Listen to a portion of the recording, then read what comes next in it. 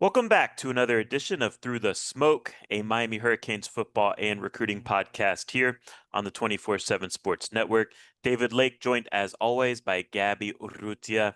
We're here to kind of provide taking of the temperature for where things stand going into this month of July here. It's July 2nd as we record, and this is when a lot of key commitments are going to happen in this 2026 cycle for Miami and also around the country. So we'll get into that here, kind of a rapid fire position by position deal where things stand. Before we jump into things, want to highlight our sponsors, and we'll start with Canes Connection. That, of course, is Miami's collective, and we're starting a new promotion with Canes Connection. Sign up today for a membership with the promo code 247. You get 20% off your first month of your membership with Canes Connection. It'll also enter you into a pool that allows you to hop on the podcast here with Gabby and I, ask us some questions, have a nice little Q&A segment here with one of you Canes Connection members. So I think that's going to be a lot of fun. And if you sign up today, you can definitely be entered into that pool to interact with us, have fun, appear on the podcast, etc. Just to make it clear, with the house settlement, everyone's wondering, like, what does this mean for collectives moving forward? Canes Connection is not going anywhere. Collectives are still a key part of talent acquisition, and it is important to keep investing into that side of a program. So go over to canesconnection.com and become a member. Again, promo code 247, and you get 20% off your first month there. Also want to highlight our guy, Nick Musarino at the Musarino Law Group. If you've been injured in a car accident, call 561-960-9870 or visit the musarinolowgroup.com for your needs. All right, Gabby, let's start with quarterback. You know, really, Miami has their guy locked in for this 2026 class, Darian Coleman. But I do think it's important to touch on, how he's progressing, what he looks like this summer at the various events, because quarterback to me is very developmental at the high school level. And when you get those kind of 6-month snapshots, you hope to see a lot of growth. I think you do see growth from Darian. But he went out, he competed at Elite 11, which of course is the top quarterback camp in the country every year. He also went out, competed at the OT7, 7-on-7 event in South Florida. And look, to me, Gabby, he's kind of one of those polarizing quarterbacks. And I get it. Like, he's kind of that Rorschach test quarterback where, a lot of people are going to have different opinions based on what they see. And honestly, I get all sides of the conversation with Darian because he is a guy that when you just watch him, he can rip it, short intermediate routes. He can really whip the ball around. He's got probably the quickest release in the country. He's also very mobile. He's got that mobility element that you need nowadays at the quarterback position. On the flip side, kind of the areas that, maybe it could be question marks. He doesn't, of course, have the prototypical size. So if he does hit in terms of being a productive quarterback, he's going to be an extreme outlier. He's maybe what, Gabby, 6 foot, 160? Is that Yeah. fair to Well, I say? think I think 165 at best. So, and he also just doesn't have the biggest frame, particularly, judging a quarterback, you want that lower half to be strong. And, I think sometimes he doesn't have a weak arm. I'm not saying that, but in terms of like driving the ball downfield at times, on those deep throws, uh, it's an area that needs to improve when you watch him, compared to the other elite quarterbacks around the country. Um, so just in general, Gabby, where do you stand on Darian Coleman? Honestly, I think, and if you want to have the conversation in this way, I think it's fair to have it this way. Like, I think, they took a good quarterback last year in Luke Nickel. I think they have another quarterback this cycle in Darian Coleman, who's kind of like just they're different styles, different types of quarterbacks, but in terms of ability and potential, they're pretty similar to me.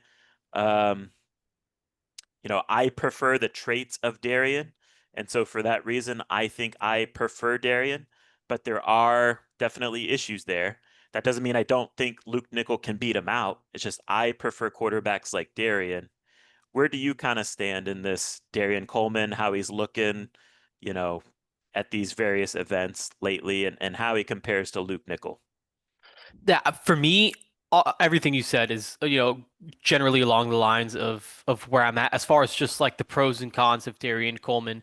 I love the arm twitch, just the way he is able to deliver the football from different arm angles, just the way he can kind of squeeze it into tight windows with that zip. He can make a quick decision, trigger, and go. And again, what he can do in the short to intermediate game is pretty elite.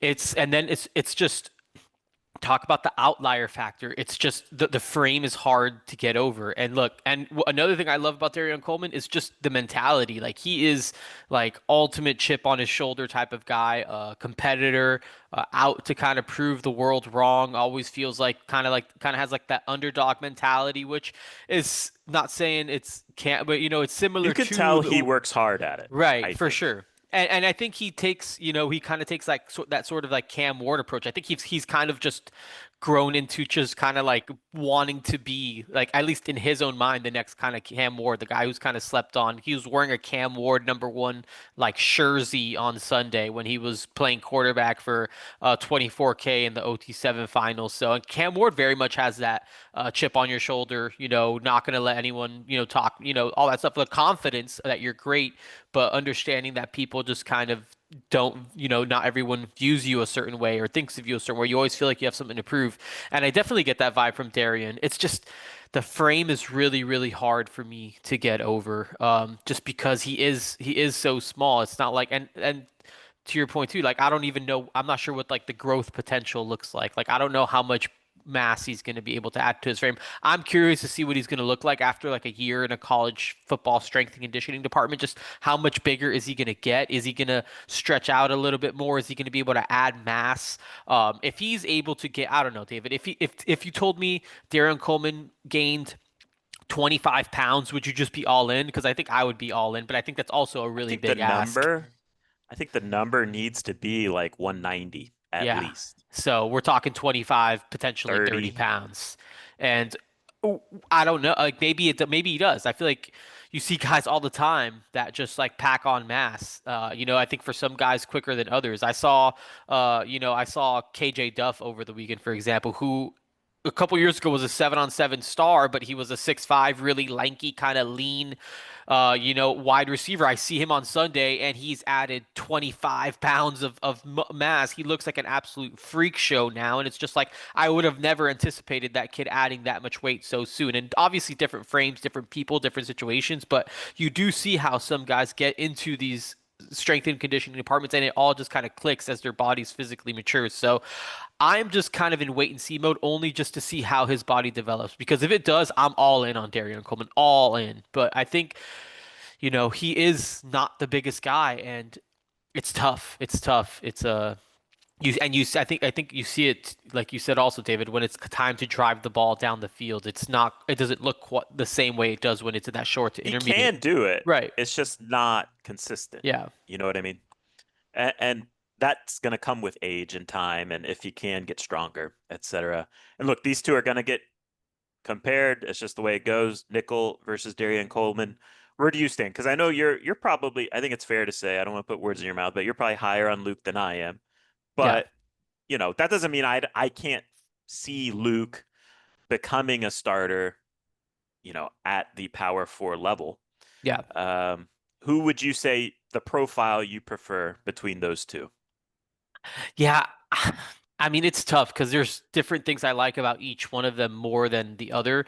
If as just a pure passer, I think I would probably take Darion as just like the complete product. Maybe at this stage, maybe I guess I would probably lean Luke Nickel.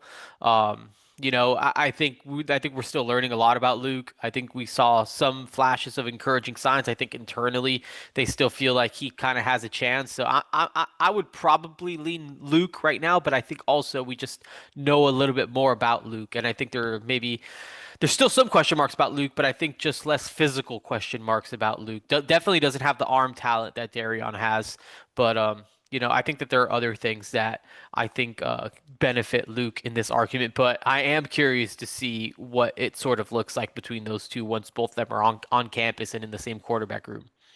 All right, so let's go rapid fire, position by position. Miami, last I looked, Gabby has 19 commitments, right? Um, I think last I looked too is number 6 in the country. I think that's still the case as we record this morning. These things change, by the day with all the commitments coming in from around the country. And Miami now has the number 1 class in the ACC, which I think is important to always do. So they surpassed Clemson. They're barely ahead of Clemson last I looked, unless Clemson picked up a commitment here recently. But anyways, let's go position by position. Let's lay it out. July is a time for movement. And, since our last podcast, a lot of movement has happened, whether or not guys pick Miami, etc. But let's start with running back. Miami has Javen Mallory committed, Jay Lamar committed to Georgia.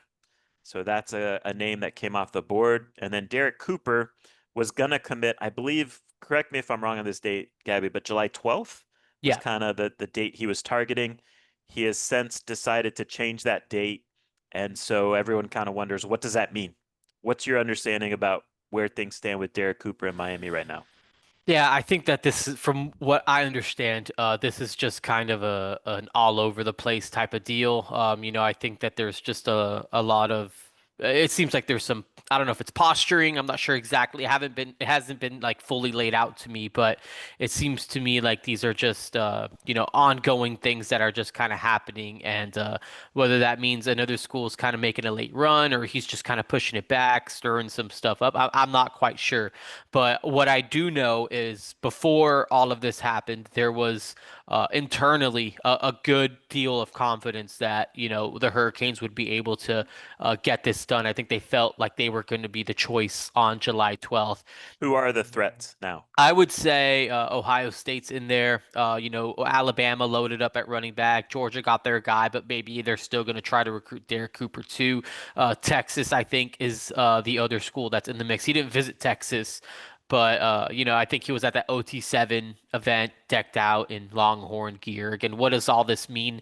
Who really knows? But it seems like one of those deals where, just gonna Do kind you of have to think hold our breath a little bit longer.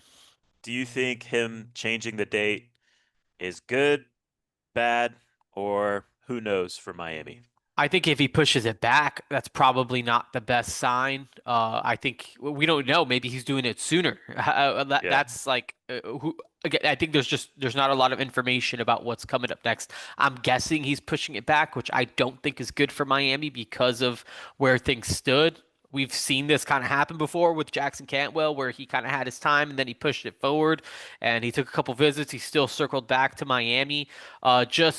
This is one of those things where you just kind of want to get it done. You wanted it to stick to where it was. Again, not quite sure where things stand at the moment, but I know before all of this, Miami felt really good about it. So, and look, we've talked about this before. This is not the guy that Miami is willing to let go. If there's any, Yeah, they're gonna fight for him. we've seen them be sort of, go ahead with guys like Calvin Russell, the 5-star wide receiver out of Miami Northwestern. Some other guys, even Jason Lopez, who I think they liked, were just like, okay, if you're gonna go to Florida State, you're gonna go to Florida State. Derek Cooper to me is not that type of guy. I think this is as all in as they are or have been on any South Florida type of guy. Uh, again, Jeremiah Smith's, as far as just like you need to get him. Obviously, they didn't with him, but Derek Cooper is in that tier of just like this is not someone that can They're leave gonna South fight. Florida. They're Yeah. going to fight super hard. So we'll see where it ultimately lands. But I think at the end of the day, Miami's going to make it very difficult for him to say no. Wide receiver, Van Spafford commits. Tyron Evans commits. Good start to the class. Spafford, kind of a versatile guy. You can line him up anywhere. Speed. Evans, kind of your X receiver, downfield receiver, go ball receiver. Essentially flipped him from Tennessee, out of the state of North Carolina. You touched on Jason Lopez, South Florida Shaman Madonna, slot receiver, ends up committing to Florida State. Calvin Russell is going to commit this weekend. Miami's not going to have a hat on the table, it appears. Maybe they will eventually, but it looks like Miami's not going to be the pick. And Miami's still chasing number one receiver in the country, Tristan Keys. Um, and there's others that visited over the summer as well at wide receiver. Where do you feel like things stand now for Miami kind of chasing their I think you gotta sign at least three receivers this Yeah. cycle. Tristan Keys, obviously the top name that Miami's still kind of really chasing, working hard for. Um, anything you want to say about Lopez, Russell, Keys? Yeah, I think for me it's Keys at the moment. You know, Miami's working really, really hard to get Tristan Keys on board, and look, this is one of those recruitments that's been up and down and roller coastery. I think it'll kind of continue to be that way. But I do think, and this hasn't often been the case with some of these Adidas athletes, but I do think that there's an Adidas, kind of factor that's going on here. LSU is where he's committed, of course, but the three schools that are in top contention are Texas A&M, Miami, and Tennessee, who's about to move to Adidas soon. I'm not sure exactly when that kicks in, David, but I know that they're moving to Adidas. So um, I don't think that's coincidence. And so, I mean, I think, just checking in with some people familiar with that, I do think Miami is a legitimate contender to flip Keys. What does this thing look like?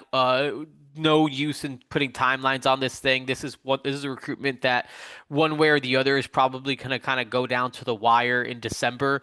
But I think whether it's this summer, whether it's long term, I expect Miami to be in the thick of that one the whole way through.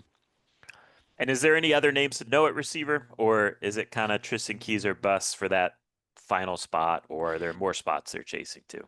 Yeah, I mean, to me, I kind of view it as a Tristan Keys or bust. I mean, Yeah, Calvin Russell could be like you mentioned, David. It's not going to be Miami on Saturday when he announces his commitment, but maybe down the line if once things kind of settle down and we're kind of deeper into the season or whatnot. With him being a local guy, I think the same could maybe be said about Jason Lopez. Kind of just after maybe getting a pulse on where Florida State is after a yeah. few games this season, like kind of see where things are trending with that staff, depending on whether they save their that regime saves itself or if they just kind of continue on that downward trajectory. I think Jason Lopez is someone that could maybe be back on the table. They think he's a super talented player, David. I know both of us are super high on him.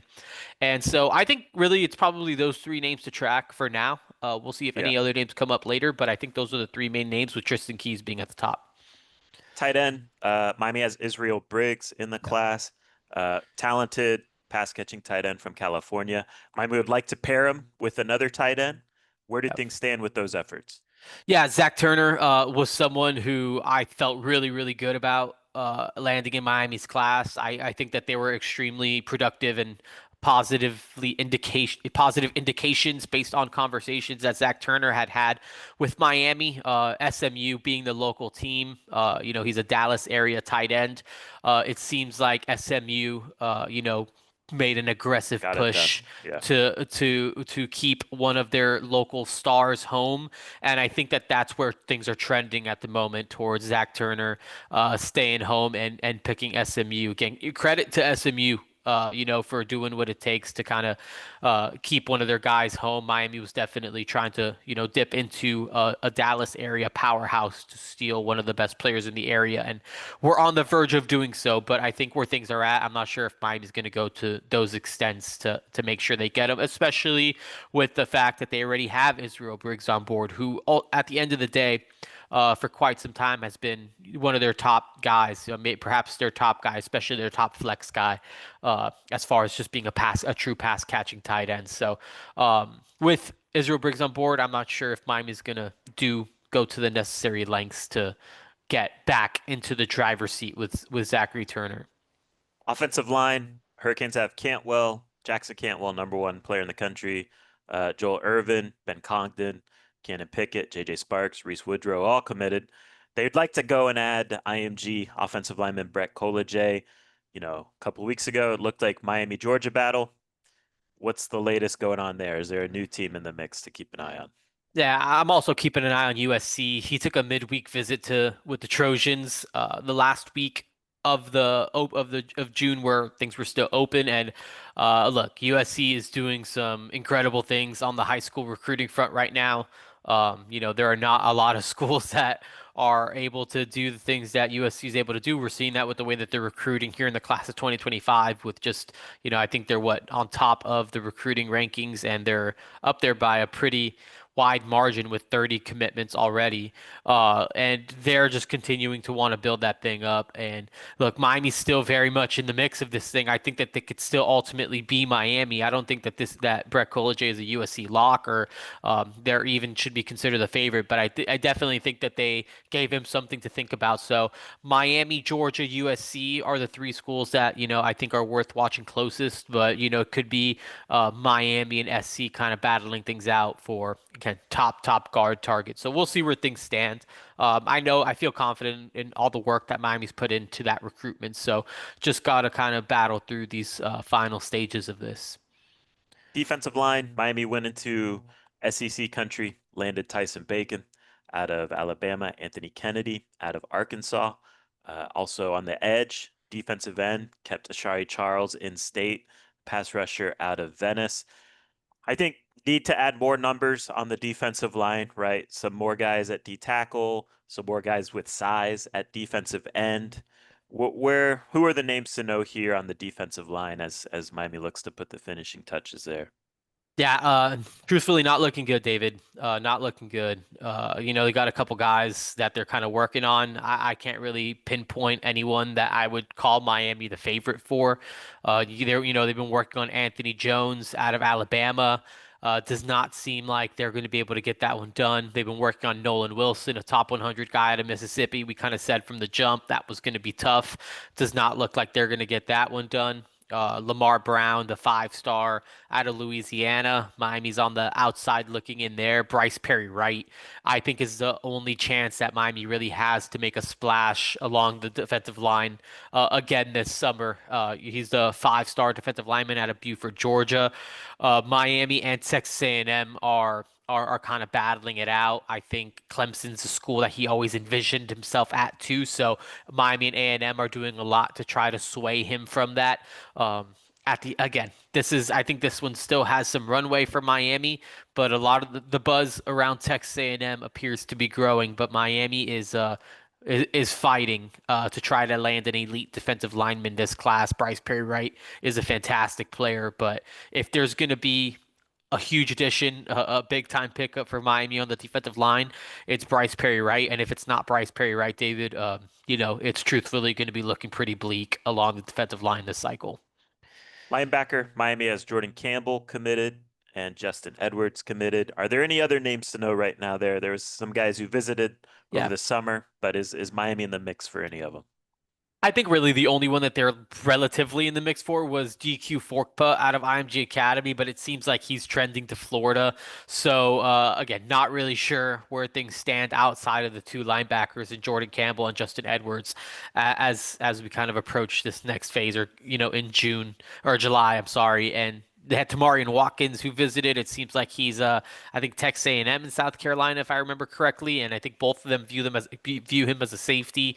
You got a couple other you got a I mean I think really actually that's it from a linebacker's perspective. So that's about where things are at with Miami.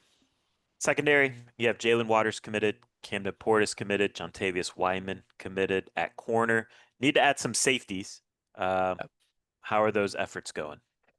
Yeah, I think just in general, Miami would like to add another cornerback in Brody Jennings. It seems like that's the one that they have maybe the most momentum with. I think sticking with Michigan is maybe more on the table than it was thought to be previously. It seems like Miami and Florida State are two schools that Brody Jennings really thinking about. I think Miami feels like, they have a chance to flip him from Michigan, but I think there are also some in his camp who are kind of advocates for him following through with the Wolverines and sticking with that pledge. So if he ends up staying in state, which again, three of his four official visits were to in-state schools, I think Miami has a great shot. But again, I think the possibility of him following through and heading up to Ann Arbor is maybe more on the table now than it has been previously believed. And then at safety, it's another. I think that's another situation where I think it's not. Depending on how this goes, you got Devin Jackson and Blake Stewart are essentially they're your two top targets. Devin Jackson appears to be trending to Oregon. Nebraska is another school that seems to be, maybe behind the Ducks. If it's not the Ducks, might be Nebraska. They're doing an excellent job, especially in Central Florida. They've been doing a good job in Florida in general, but Nebraska is a school that's given him a lot to think about. He's got a couple friends in Danny Odom, who's his teammate, and now Larry Miles, the slot receiver at Jones, who's Darion Coleman's top target. Both those guys are headed up to Nebraska. They're his 7-on-7 teammates. Danny Odom's one of his close friends, so he's been pushing him up there. Then Oregon made a late run and appear best positioned to land Devin Jackson. And then with Blake Stewart, Miami is just fiercely battling Clemson to try to land the Atlanta area defensive back. Saw him on Sunday working with Raw Miami. Both those guys are excellent safeties. Like they definitely identified two really good players, and went after the right guys. I just think that there's more work to do with Clemson and just seeming to be at the forefront of Blake Stewart's mind. He's an Atlanta area kid. Atlanta has filtered a ton of kids to Clemson, just over this past generation, and he definitely has some friends on that team. So I think Miami has to overcome some things in order to potentially beat Clemson for Blake Stewart. But they're still battling. It seems like there's still positive conversations going on there. But again, if they don't get either one of these two safeties, I'm not quite sure where the school turns. You got Tyreek Green out of Buford, another Atlanta area guy. Georgia is, I think always been the dream school. I don't know if Miami's going to be able to pull him away from the Dogs. He hasn't gone public with a commitment yet, but it seems like he might announce at the end of the month. And I think Georgia is a school that's going to be tough to beat too. They brought in Devontae Anderson out of Winter Garden, who some are recruiting as a corner. Miami's recruiting him as a safety. So is that something that's kind of on the table? You got Koski Barnes up in North Carolina, that South Carolina appears to be recruiting as a cornerback. Miami's telling him that he could be a safety too. It doesn't seem like there's a ton of momentum there. So again, we were hoping. I think Miami went on, they had a nice run where they acquired, a good chunk of really good talent, but I'm not sure where we go here in July. I'm not sure where things stand with a lot of these top dudes that they're trying to close on. It sounds, we'll get you out of here on this, but it sounds bleak. Yeah. Um, how are you processing just kind of where things stand right now? Yeah, it's a few things, and and look, at the end of the day, this is a bottom line business, right? Like I think it's just about getting it done. I think Miami's really, I think they stepped into some really big time, multiple big time recruiting battles, and I think especially in this era that we're in. I mean, these are tough, especially on the defensive line. I think on the offensive line, they've already kind of proven that they can kind of go into some of these places, win a recruitment like Jackson Cantwell. But I think on the defensive line, especially in the region that they've been recruiting, these are a lot of defensive linemen from the South. Miami's gone into the Midwest and landed, Marquise Lightfoot and Justin Scott. They've gone to Southern California and pulled Hayden Lowe. They haven't really gone into the South, to Alabama's, Mississippi's, Louisiana's, Georgia's, and plucked the top players from those states. I feel like Miami went deep into SEC country to try to pull a lot of these defensive line of scrimmage talent. Where that's the place to get them. But I think when Yeah. you kind of you kind of push your chips to the middle of the table and you go after those guys, like this is a potential result. Um, and I also think too, and I'm kind of working on this in my head, and I'm not trying to make excuses. I'm really not. I'm just kind of this is just kind of the way I evaluate it. You got to find a way to acquire some of these guys that you're going all in on. If you're going all in on some of these guys, you got to be able to get some of them. Um, Yeah. but they're losing a lot of these big time defensive linemen, especially to SEC schools, and or maybe even Big Ten schools. I just think more and more in this new era of, and you can push back on this if you want, David, but I just think more and more in this new era that we're in, I just think the top talent, especially at some of those premium positions, they're just going to continue going to the Big Ten and the SEC, Yeah. especially the top tier programs in those, and Miami's going to get their fair share, and they have, but I think especially on the defensive line, it's a tough game to play to go into some of those places and expect to kind of come out on top consistently. You got to try, you got to recruit those guys, but yeah, I don't know. I don't want to Yeah. make excuses. I feel No, like I I'm think making that's excuses, and a fair that's conversation that's not where for I'm. another That's not where I'm day. trying to come from. Right. Um, but I think it's valid. I think what you're saying is valid. So, we'll get out of there on that point. Appreciate everyone for listening. Just wanted to bring a quick hitter episode here today. Going to go on vacation next week, so we'll be back in a couple weeks. Go sign up for CanesConnection.com, Canes Connection at CanesConnection.com. First month, 20% off. And maybe you'll be able to jump on with us here and we'll do a little Q&A segment with you. So appreciate everyone for listening as always. And until next time, take care.